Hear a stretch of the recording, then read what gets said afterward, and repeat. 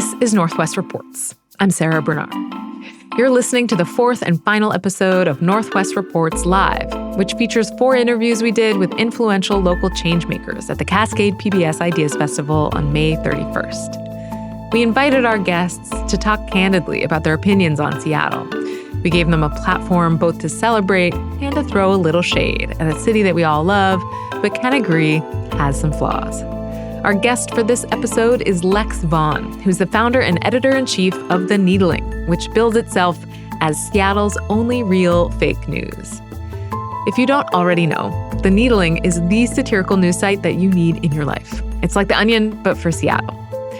In this episode, Lex tells us why Seattle is so easy to poke fun at, shares The Needling headlines that have gotten the biggest reactions over the years, and explores the ways that humor can help us process what's happening in the news.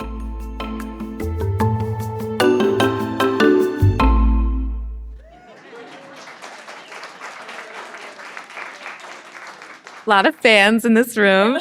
I, too, am a fan. If you live in Seattle, The Needling is really the satirical news site that you need in your life. So here are a few headlines that we pulled from the archives just to kick us off. They might touch on some familiar themes. For example, blood-soaked mansion with loose murderer inside, still going for $900K on Zillow. Or Washington health officials just going to assume local monkeypox outbreak originated at Gumwall. Or my personal favorite, which could really actually apply to anyone, anywhere, Pfizer to release new breakthrough depression medication called Money. So good. Works so good. But those are just a few examples. I mean, yeah, it was hard to choose just a few. But just to get started, sort of the origin story here, Lex, in addition to being the founder of The Needling, you're also a Pulitzer Prize-winning journalist and a former staff reporter for the Seattle Times. So I wonder if you could kick us off by telling us about the transition from journalism to satire. I think while I was a reporter, if you're a regular reporter at the Seattle Times, you're trying to be that professional, objective, reporter who's just reporting what you collected in your notes. And, even if you think the mayor is lying, you're like, this is what he said. This is the quote. But in my head, I'm like, I have this very imaginative scenario that I now get to write and play out in satire. So I think it's just so many years of reporting the news, you kind of hold back your opinions and what you really think about what you're reporting. And, being able to write satire was finally a way to express what was really going on in here the whole time. The real thoughts of the things I was reporting. Yeah. After years of being a reporter and then doing The Needling for so long, is there anything about Seattle in particular that lends itself well to satire? Yeah, I mean, so many things. First of all, anything that takes itself a little too seriously is ripe for comedy in general. And Seattle, kind of takes itself very seriously. It very much loves itself, or at least is very interested in itself. And it has a long track record of actually appreciating local humor. Almost Live was a hit here and, was so good it went national. It was on Comedy Central. So it's there's a history in the city of, loving comedy about itself. And then I guess even if you look at Portland, there was Portlandia. So there is something about the Pacific Northwest where I think, I don't know, we're kind of a unique little world up here. And so you can kind of, it's a ripe area for creating jokes about a particular place. And it's been interesting that there's plenty of people outside of the Seattle area that love The Needling. So it's there's people from outside Seattle who know way too much about Seattle now because of The Needling.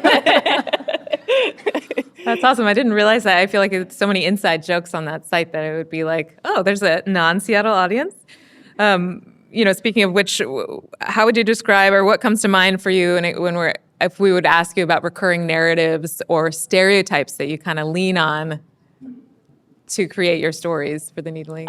You know what? I mean, I think like good comedy, there are no like sacred cows or anything that you can't attack. So, maybe today you're laughing at someone else, but tomorrow you will be made fun of. No one's getting out of this. We're all going to make fun of each other. There's so many pieces that are just about me, basically. It's there's some tried and true things, anytime we make fun of Bellevue, that's kind of an easy get. I noticed, a lot of comedians know that, or Jake Tapper earlier today, he knew that he could go in on Tacoma, like instantly. Someone gave him the tip. He's like, I'm going to get in with the Seattle audience and rip on Tacoma. And I was like, if he knew us even better, he'd go in on Bellevue, but good try. But there's also, kind of dueling narratives about transplants and so-called Seattle natives. I think it's funny how like snotty people will be to transplants, especially if they're like white here. It's like, how do you think you got here? You want to compare why we're here? Like, it's interesting to me. So I think. So there's some times where we'll make fun of the transplants, and then other jokes will turn it around and we'll make fun of the people who think they're such a big deal because their grandparents got here earlier than someone else. Yeah. Yeah, I feel like there's also just some tried and true sort of G-rated Seattle inside jokes, including, for example, the gum wall and umbrellas. I feel like that comes up. You're not talking about gooey ducks? Or gooey duck, yeah. Okay. Yeah, that too. That's not G-rated. Or is it? I don't know. I guess that's not G-rated. Anyway, yeah. Do you feel like there's anything these days that you're writing more about? Like any headlines that are particularly thematic lately? I have to say, like, we try to mix it up. It's like there's some days where it's like you can tell an audience is really craving some kind of comedic way to process something difficult that happened in the news locally or nationally. And then there's other days where it's like, everybody's just like, please, we don't want to think about the horrors today. Can you just give us a silly joke? So we try to balance that out. It's like some days we're going to face the hard realities, and some days we're just going to be like, we're going to take a break today. We're going to take a little laugher breather on something completely ridiculous, But like this last week, a big thing was, what happened at Cal Anderson. There was a hate group that did a anti-LGBTQ group that came to Cal Anderson. There was a counter protest. I don't think our police department handled that situation well over the weekend or on Tuesday. And I think, a lot of us feel let down by not just our national politicians, but our local politicians. The Needling is a place where we can kind of process the conversation about what's going on with police, what's going on with our local politicians. Thank God this last week, our city council finally decided to not move forward with a rollback of ethics law that would have gotten rid of a law that prevents, financial conflict of interest and who gets to vote on the city council. So it's like, these are like serious things, but I think if I can find a funny way to talk about them, more people are engaged and they're like, wait, what's going on? Yeah. Do you remember the headline off the top of your head? Or are you able to kind of? I have to admit, I'm like kind of bad, remembering my headlines off the top of my head. But I have to say, it's just like, so we're all living in this age where we're kind of always getting overwhelmed by news on a local, national, international level. And I think a lot of people have begun to just tune out, not because they don't care about the world and people and humanity, but it's like their mental health is like, I can't do this. And I think comedy has become like an essential way to help people stay informed without completely tanking their mental health. I mean, I know that's part of why I'm doing this. It's like I was a reporter. Why am I doing, satirical news? It's like I couldn't take it straight anymore. Like I needed to alchemize it into something that was easier to talk about. And I think other people are feeling like it's becoming more essential to, learn about things that way too. Seattle, we've been talking about this a little bit today. I mean, there's a sort of narrative about Seattle and the reality of Seattle, and there's this narrative of Seattle being this progressive city. And I'd be curious, based on your experience and your vantage point, sort of making fun of Seattle these past 6 years, what do you think about that narrative? I mean, that is another thing that makes Seattle very ripe for satire, because we have this reputation as a city of like super liberal, apparently. On a national level, people assume we're some bastion of progressive values. But I think if you live here and you see what is actually getting invested in, what kind of laws are getting passed or proposed, you're like, no, there are Republicans walking around saying they're Democrats in this city. And it's like shameless. It's like increasingly more shameless. It's like, how dare you even pretend for a second to say you're even a Democrat. Not that I love all Democrats these days, but some people are like really pushing that definition. But it's like our city council, especially right now, is very disappointing. It's very conservative. I mean, like I was just talking about, this week, it's like rolling back a law that would eliminate, the conflict of interest ethics on the financial conflict of interest. It's like, this is Trumpian. This is Seattle City Hall, and our city council president is acting like Donald Trump. So it's like, I think sometimes Seattle can get a little too comfortable and they see a D next to someone's name, like, oh, Democrat. No, ask no further questions. But it's like, no, look at what laws they're proposing, what they're supporting. Who cares about these labels anymore? Let's just see what people are actually doing and supporting. And I think more people are feeling like that in general, especially like in the political climate in general. It's like, I'm tired of, I hate both of these parties. Just give me a good person. Is there anything that you've published in the Needling over the last few years that's really gotten a reaction out of readers? Or are there certain themes that like repeatedly get reactions out of readers? Here, I wanted to share a headline that like far and away got the most unfollows like ever in Needling history. And, maybe you'd predict it, maybe you wouldn't. But it's like we've, had a lot of hot takes. We write about everything, and you'd think, oh, maybe the most controversial thing we've written about is like Palestine or something. It's like, no. It's not even close. Like immediately, 300 unfollows on Instagram for this headline. Seattle homeless disguise themselves as trees in effort to get protection from city. That really struck a chord. Seattle, right in the heart.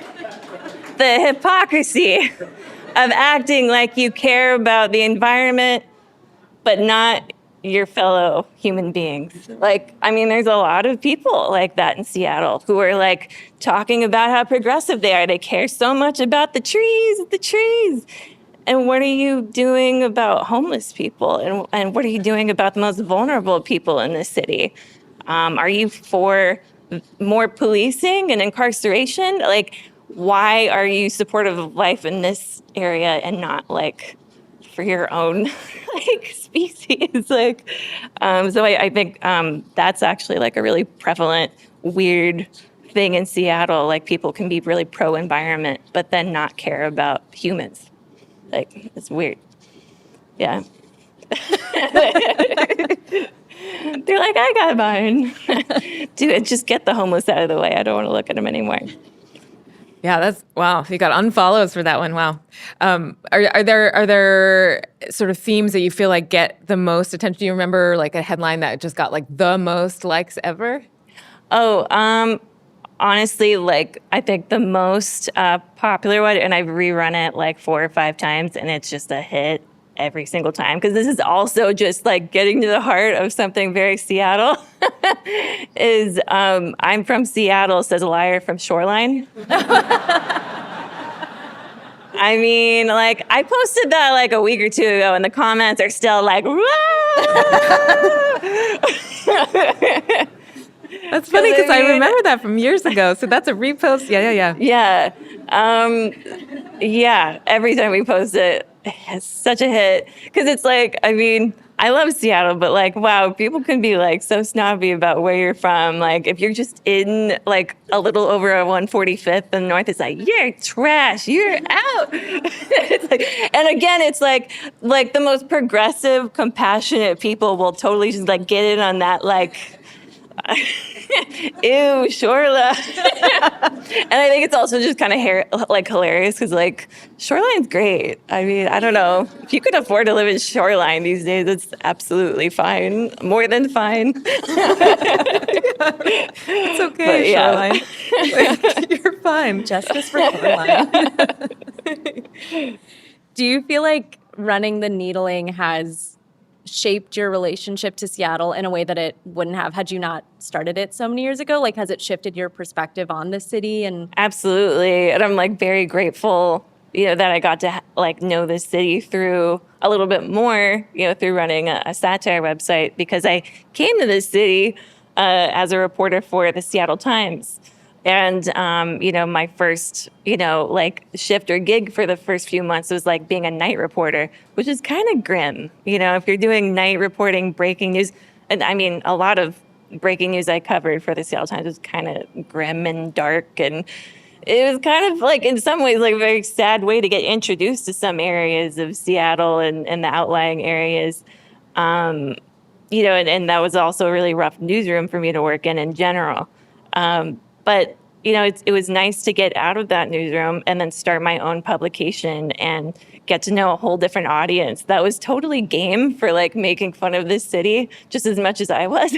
I think when I started, I was actually a little skeptical, like, is Seattle going to take itself too seriously? Like, not want to make fun of itself? And it's like, oh, I couldn't be more wrong. Like, it was kind of an instant hit. And like, even before I launched it, I would just like ask people, doing like intramural kickball or whatever. I'm like, I'm thinking of starting like an Onion for Seattle. And every time I spoke about it, people are like, do it. I'm like, no one's going to question me or be like, who are you to do that? They're like, no, do it now. So, I mean, this city like absolutely adores comedy about itself. And I really admire that, for all the pros and cons of living in this city, it's like, it does seem to be a community that really cares about itself, and having some introspection about how, its culture works. And it's just been really fun to process that and learn more about it through comedy. Yeah. I'm going to squeeze one last question in here before we're out of time. I noticed that the Needling got a grant a couple years ago from a King County for Culture, arts grant, and I was just thinking about how kind of awesome it was that the very government that often gets, made fun of, once in a while gets made fun of. Don't screw us up for Anyway, wanted to support it, so that struck me as like really important. It sort of speaks to the value of satire, and I wonder, how you think about that. What role does satire play in our community? Why is it important? I think it's important because part of what I was saying earlier, I think in general, maybe even before there was a 24/7 news cycle, it was hard to get people to care about their local community, the local news and stuff like that. It's easier for people to look at primetime CNN and care about what's happening on a national level. But I've personally always been attracted to like local journalism and local satire because it's like underneath it all, there is like a civic spirit of like, I want people to care about what's going on in their own community because this is where you have the most power. This is where you can see the impact of you, trying to change things faster, like right in front of you. So I think satire is a way of like getting people plugged in who wouldn't otherwise know what's going on at city council, what our mayor's doing, other things that are going on culturally. So yeah, I all the time I see in the comments, like people learn things through the satire because they're not gonna be reading the other stuff. For better or worse, I'm not necessarily recommending only getting your news through satire, but the reality is a lot of people are only learning about some things through a joke. And it's cool that like sometimes people will try to learn more just to get the joke. They're like, wait, what's happening? Who's this Rob Saka guy? If you don't know who Rob Saka is, you're missing out. You're missing out on a lot of comedy. I'm just saying. Yeah. Well, thank you so much, Lex. Thank you for having me.